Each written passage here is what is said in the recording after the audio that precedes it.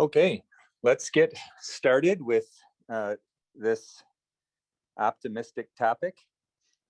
You lost an election under the proposed rules. What now? And just to be clear, we'll skip over the disclaimer that you've probably seen far too often. This is part of a series that we've been engaged in for several weeks now that is exploring broadly what we think are the most likely implications of a new administration.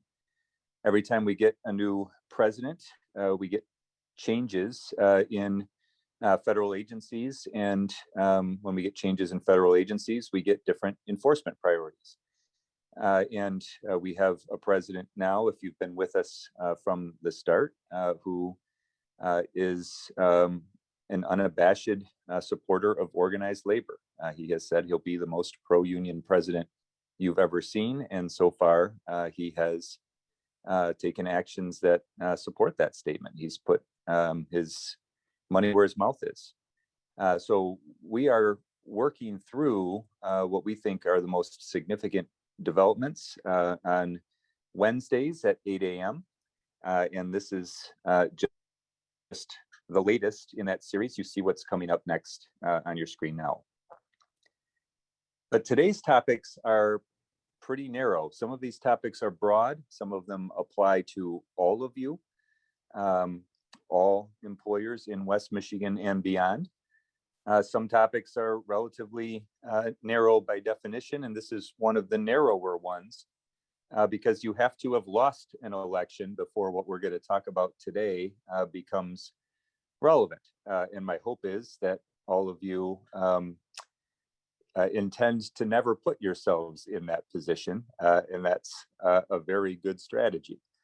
But everything else that we're talking about in all of these other series installments are designed to demonstrate that the National Labor Relations Board and the White House and the cabinet level group advising the White House that's made up of union bosses, that their goal is to make sure that many more employers find themselves in exactly the position that we're talking about today. So some of the other webinar series that we've talked about deal with making union organizing easier, taking away employer rights to oppose union organizing, increasing penalties that deter employers from opposing union organizing. All of these things sort of work together to get employers to the position that we're going to talk about today.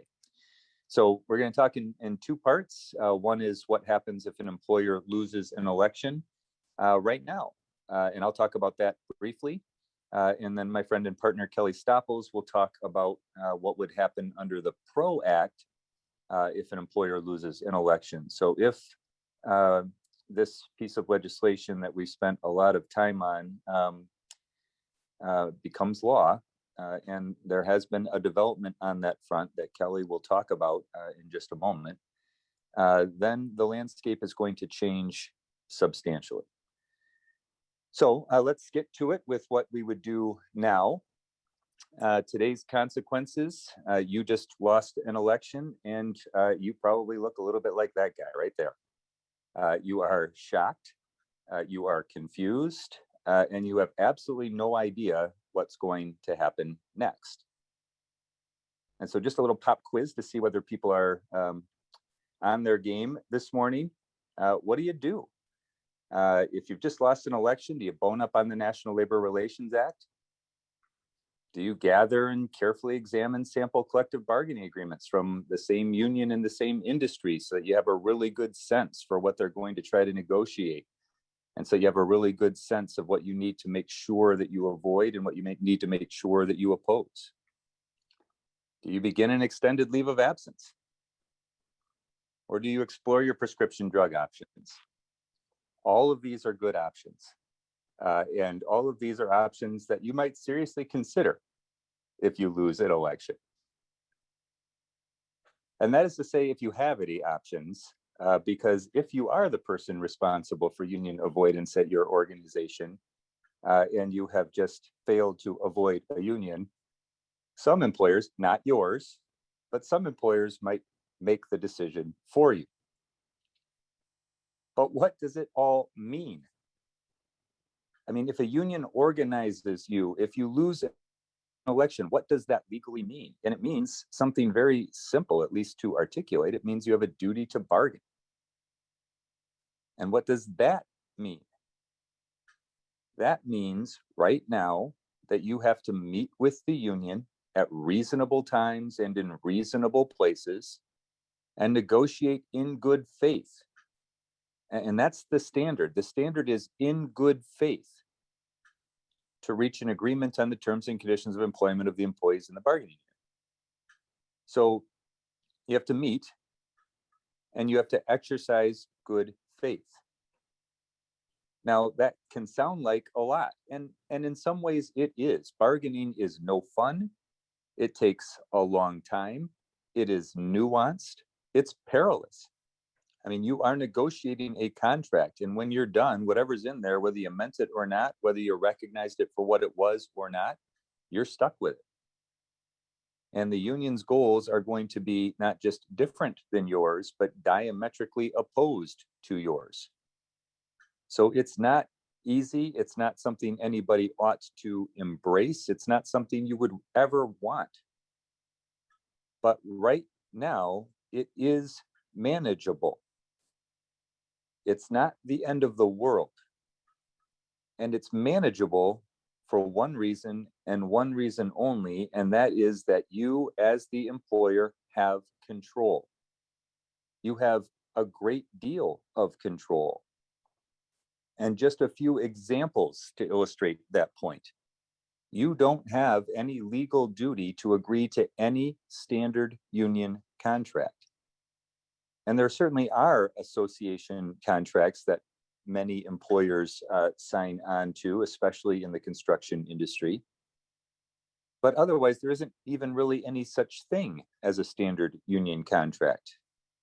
And in a lot of organizing drives, unions will tell employees, if you vote us in, here's the contract you'll get.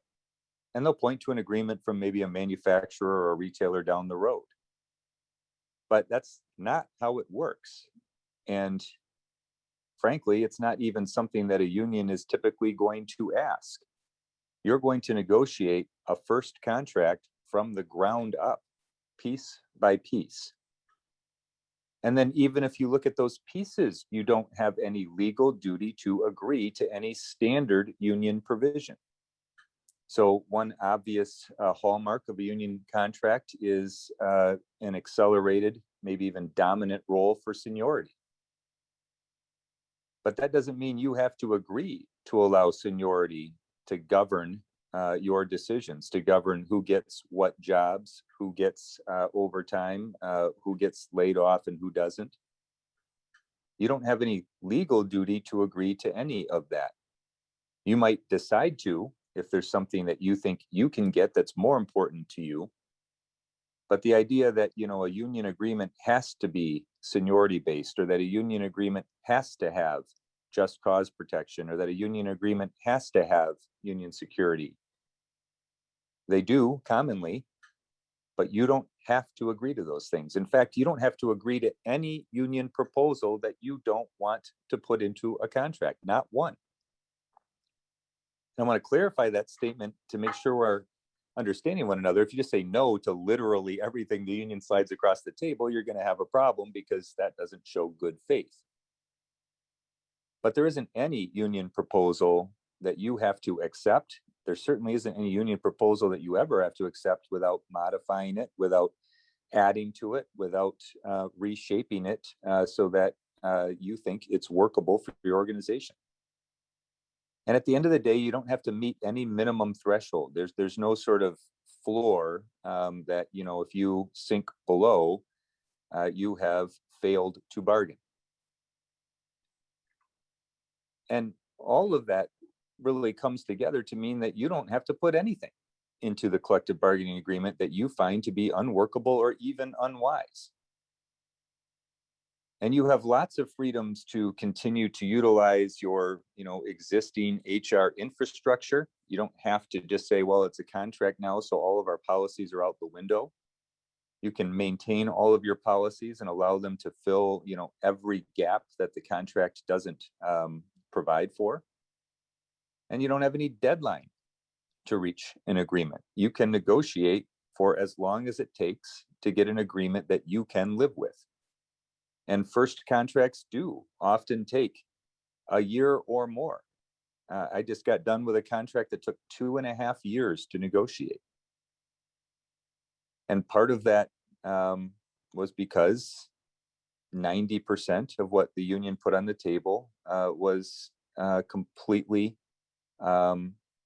outside the employer's core business model. And as you exercise your rights as the employer, the union has no appeal rights. I mean, the only thing a union can really do legally is to say that you're not bargaining in good faith. And that's a difficult thing for a union to prove, especially if you know what you're doing. If you know what you're doing, you can avoid a bad faith bargaining charge simply by demonstrating that you made proposal after proposal after proposal, that you responded to everything that the union put on the table, that you had justifications for the positions that you were declining or the proposals that you were rejecting. You can absolutely defend against that. So at the moment, bottom line, you get to decide what goes in. You get to take your time to make sure you get something good. You don't want to be in that position, but it's not the end of the world. And really, the union's only options at the moment are to exercise whatever leverage the union can manufacture to try to persuade you to agree to its proposals or its positions. And one piece of leverage is that while your focus will be on the union and the union will be driving the negotiating process, your employees will, of course, be involved. They'll be sitting at the table. They will also be behind the scenes hearing about how the negotiations are going. And it's tough because anything you say straight to the union about why you're not willing to give $1 an hour raise goes, of course, also straight to your employees. And the harder line you take, the less happy they are, and that has consequences. You will spend time, energy, and money at the bargaining table, especially if the process goes on and on and on. The union can file unfair labor practice charges, and you might have good defenses to them, but that's still litigation, right? That's still taking you away from more important, business priorities. It still costs money. It's still a distraction and a disruption. Unions can engage in negative PR and political pressure. They don't tend to do that much in West Michigan, but in bigger markets, certainly for Fortune 100, Fortune 200 companies, you see a lot of this. I negotiated a contract in Manhattan where the New York Public School Teachers Union published an article about the employer that was extraordinarily negative, and the sole goal of getting that article to press was to put pressure on the employer to say, hey, your brand is taking a hit here, and maybe you want to be a little bit more flexible at the bargaining table. Political pressure, I mean, you saw President Biden himself wade into the Amazon unionization issues.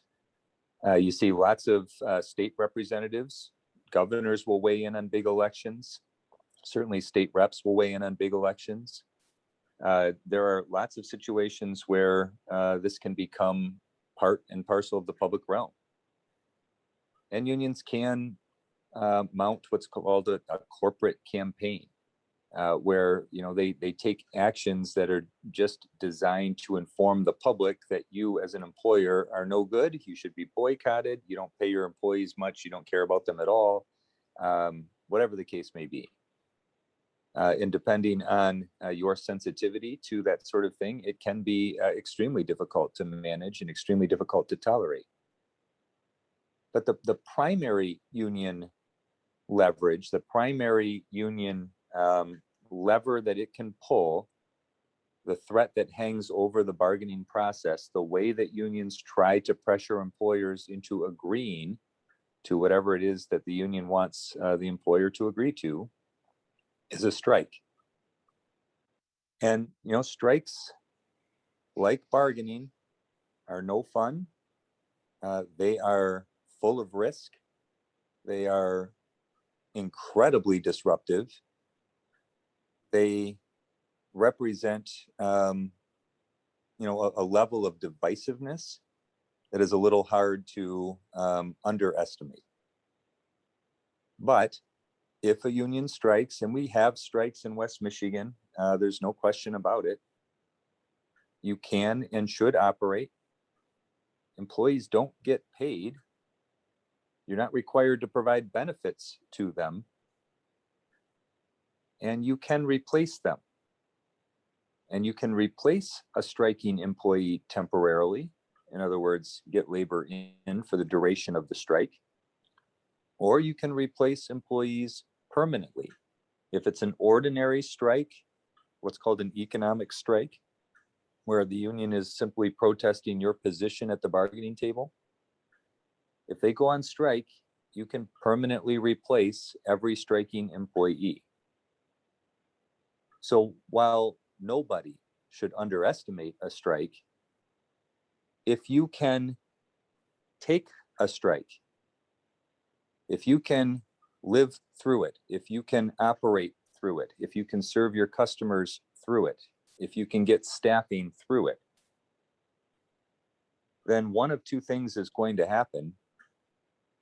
Either the union will be broken, or you can get a very favorable contract and live with it.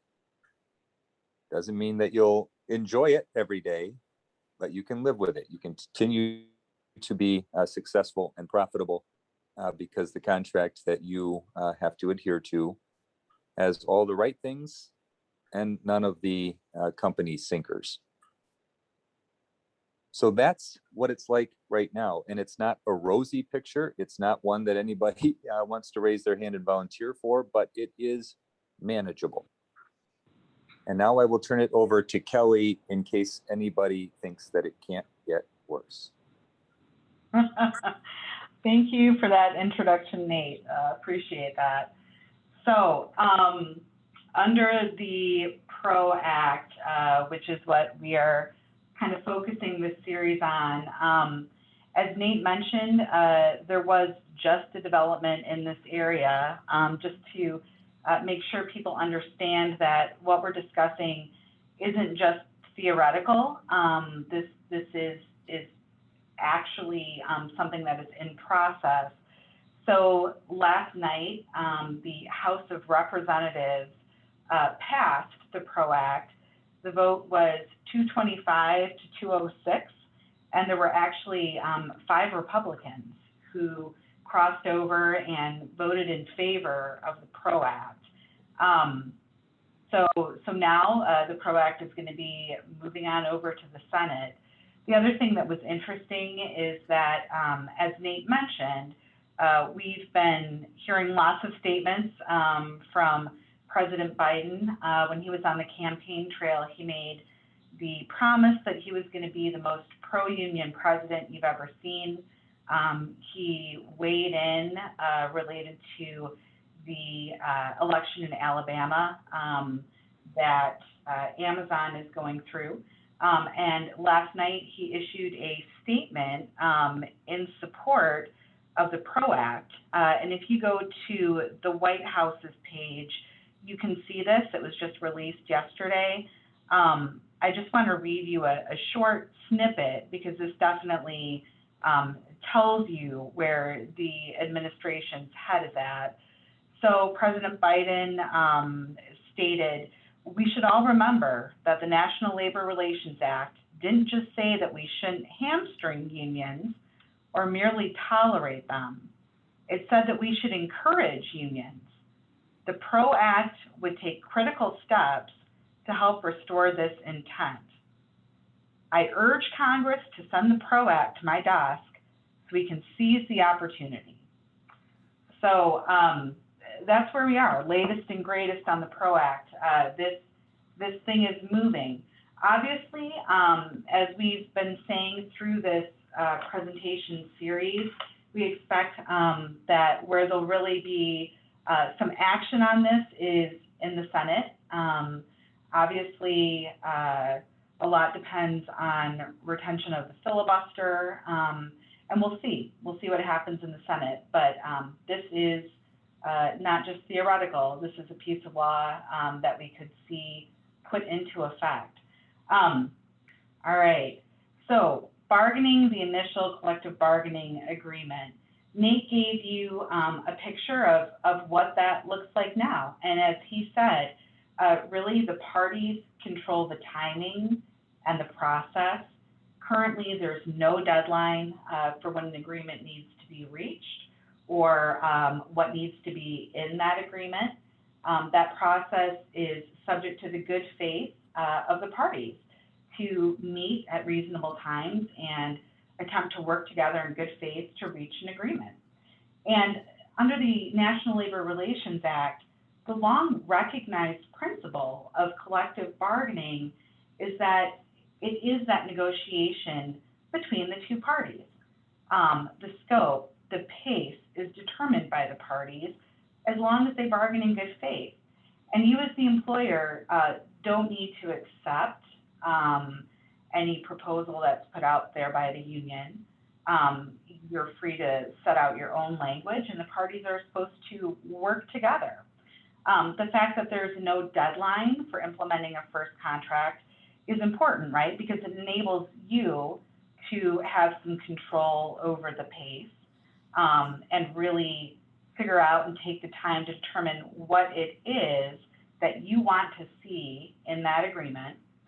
The other thing that's important to think about, and I've seen this on several occasions where one of our clients has lost an election, we go through the process of bargaining the first contract, and we get past the year mark and have not reached agreement, there may be a decertification. And I've seen that happen before where employees will call for a vote to essentially boot the union out. So that's another piece that plays into not having a deadline on reaching agreement. That would change under the PRO Act. So as you'll see, the PRO Act creates structure and deadlines around the process of negotiating a first contract.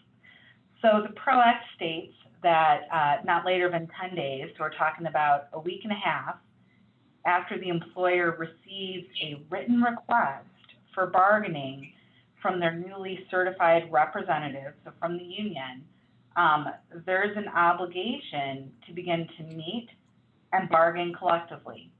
And obviously, you know, language says reasonable effort to conclude and sign a CBA.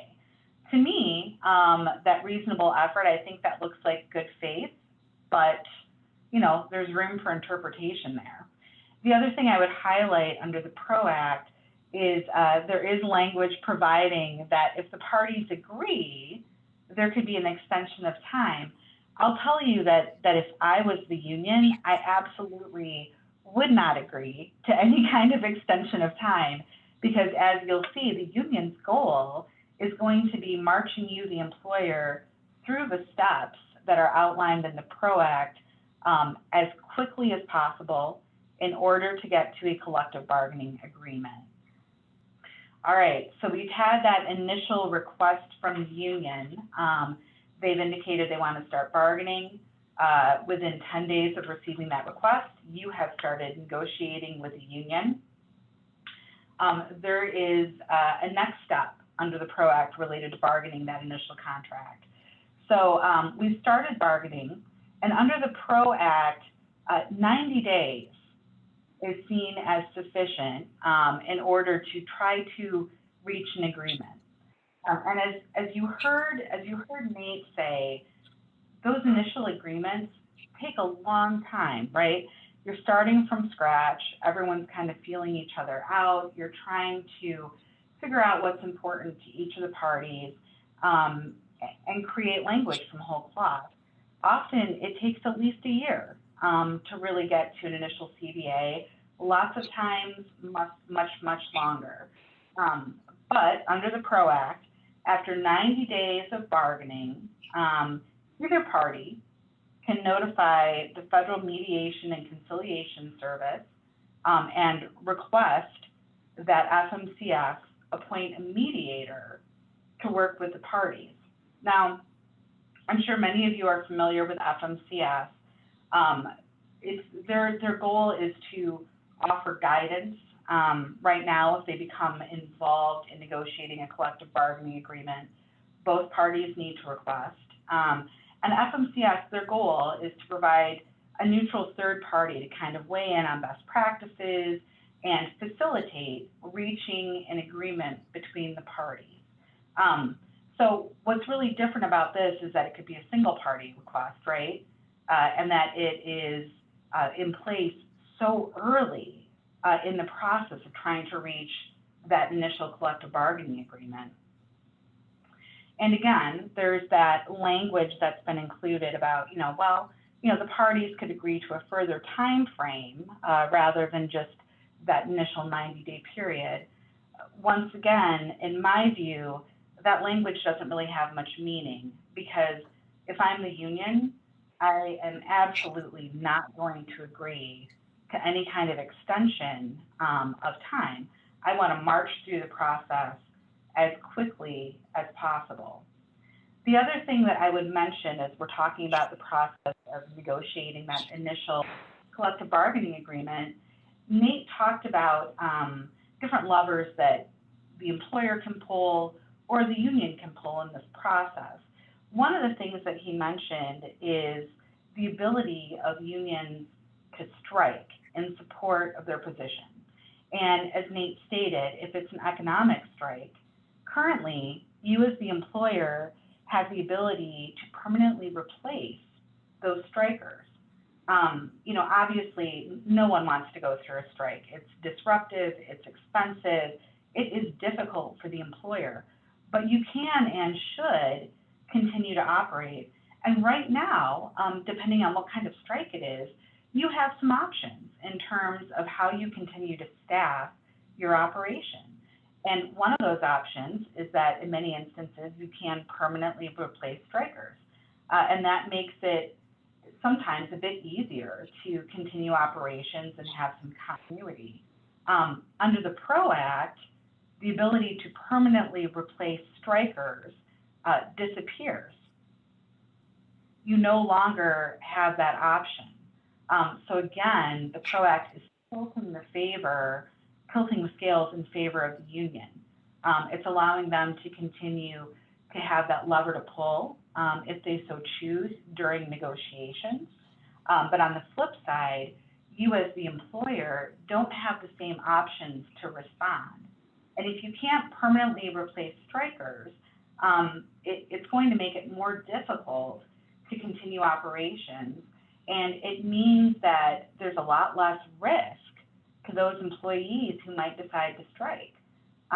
Yes, they can strike, but they know that instead of walking off the job and away from pay and benefits, with this unknown hanging over there, wow, it's really a risk. We're rolling the dice that we might not have a job to come back to. No, they can return when they want from a strike. You can't permanently replace them. So just another piece to be aware as we're talking through this process of what looks different under the PRO Act. All right, so we've gone through that 90 days of bargaining. One of the parties has requested that FMCS assign a mediator. There's been a mediator assigned, and under the PRO Act, we only have 30 days, so 1 month, working through mediation with that third-party mediator from FMCS in order to reach an agreement. Again, we've got that language in there about, oh, you can agree to a further time period. I'm the union, I'm not doing that. I'm saying no, it's 30 days. So we're looking at 30 days of mediation. If we do not reach an agreement, the employer and the union do not reach an agreement in that time period, then FMCS refers what they call the dispute. So they're referring our process of trying to reach an agreement to an arbitration panel. And this is obviously a huge change. I would kind of see this almost as like the union jackpot, right? So what's happening here is we're being referred to an arbitration panel. There's a member, it's going to be three arbitrators. One member is selected by the union, one by the employer, and one that's mutually agreed to by the parties. We don't know exactly how this process would work. If the PRO Act becomes law, there would be additional regulations explaining this process. But what we know is that after 30 days of mediation, we're headed to arbitration.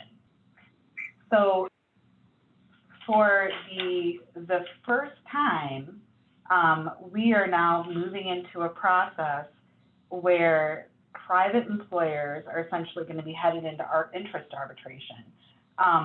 If we don't select the arbitrators, if we don't make that selection, either party doesn't, within that 14 days of referral, then FMCS is going to designate the members of that arbitration panel. So here we are, we've selected our panel, and what the PRO Act states is that the majority of the arbitration panel, so 2 out of 3, is going to render a decision. And they are going to determine for us what is going to be in the collective bargaining agreement between the parties. And that decision is going to be binding for a period of 2 years. So for the first time, we're going to have federal employees who are going to be not just serving in a capacity where they're neutral third parties, part of FMCS, helping to mediate, but actually imposing terms and conditions of employment in private workplaces. So this interest arbitration is something that we see often in the public sector, but private sector, this is, I can't highlight enough what a huge shift is. So again, we would have representatives from the federal government telling employers what needs to be in their collective bargaining agreement and how they're going to operate with their employees. All right, so what is the decision based on? We know that we're going to have under the PRO Act arbitration, and basically what that means is kind of a mini trial, right? Both sides get to present information, get to present evidence, provide that data to the group of arbitrators, and then the arbitrators, 2 out of 3, make a binding decision. So here is what the PRO Act says that decision is based on. First off, employer's financial status and prospects. So if we pause right there, that means that private employers are going to be opening up private financial information about the business, how the business is doing, planning for the future, information about profits and loss, compensation for highly compensated officers of the company. So information that for a privately held business is not public, right? So that's one of the pieces that goes into the decision as to what the collective bargaining agreement should look like between the parties. Next factor is size and type of employer's operations and business. Again, some of that may already be public. some of it may be private. Employees' cost of living, so presumably that's taking a look at differences throughout the country, differences between an urban area and a more rural area. What does the cost of living look like for your employees? Another factor is the employees' abilities to sustain themselves, their families, their dependents on the wages and benefits they earn from the employer. So again, is that sort of the living wage that's been trumpeted at $15 an hour? I would assume that it would be dependent upon where you're based geographically, what those costs look like. What else is going to go into that analysis? Presumably what benefits you currently offer and the cost for those benefits. So again, opening all of this up to the federal government, information that right now you're able to keep private. And then finally, wages and benefits of other employers in the same business, what they're providing to their employees. You know, and at first blush, I could see how someone might think, well, we're looking at comps, right? I'm sure many people on this call already do that. When you're taking a look at what you're setting for pay or setting for benefits, you want to take a look and see what other employers are generally offering. The problem is there's no way to know how are those other employers really doing? What kind of profit are they making? Are they just squeaking by? What else is going on behind those numbers? So there's a lot going on there beyond just sort of an apples to apples comparison. The other thing about that is, for those of you who maybe in the past have gone through an interest arbitration in the public sector, it can be very difficult, even in the public sector, to really get a handle on that information. And private employers, unless they voluntarily participate in some sort of wage or benefit survey, may not be incentivized to share that data, especially if it could either result in union interest in their business or facility, or they see an opportunity for gaining a business advantage by not sharing that information. So anyway, not quite clear how that would be gathered, what that looks like, but it is one of the factors that goes into the analysis. So with that, a couple kind of final takeaways from that review of the PRO Act. Hopefully you can see what a big change this would be. Obviously, a huge shift in the entire process. There's a structure that would now be in place related to timing. If you kind of break down what we were discussing about the PRO Act, again, it would be a 10-day request to bargain, 90 days of bargaining, 30 days of mediation, and then within 14 days, an arbitrator has to be selected. So that's less than 6 months to get to that point, as compared with the process that Nate described earlier, where, a year, 2 years to reach a first contract. And as I said, my view of this is, even though there is kind of escape language with the parties agreeing to an extension of time, in my view, I don't see incentive for the union to do that. The incentive seems to be to march all the way down the track until they get to binding arbitration. And again, that binding arbitration with representatives from the federal government gaining access to your data and determining what your collective bargaining agreement looks like for a period of 2 years, that's obviously a huge change from where we are now. So again, things to be aware of under the PRO Act. We'll see what happens in the Senate, but we want to make sure that you are aware of this piece of the proposed legislation. because it is a doozy. So we'll continue to monitor the PRO Act. I would encourage you to continue tuning in to our webinar series. Next week, our colleagues Keith and Patrick are going to talk to you a little bit more about employer penalties. Not a cheery topic, but important to know. And then the following week, Jeff Frazier and I are going to be talking about, outside of the PRO Act, what we expect to see related to developments in traditional labor law under the Biden administration. So with that, I want to thank you for joining us this morning. I'm just going to check and see if we have any questions. I don't see any. I'm sort of envisioning all of you sitting there with shocked looks on your face. So if you do have questions or follow up on this or any other issues, feel free to reach out to me, reach out to Nate, or any of the traditional labor practitioners that you typically work with. We're happy to discuss it with you in more detail. And with that, thank you so much for joining us this morning. We're going to wrap up the webinar. Everyone have a great day.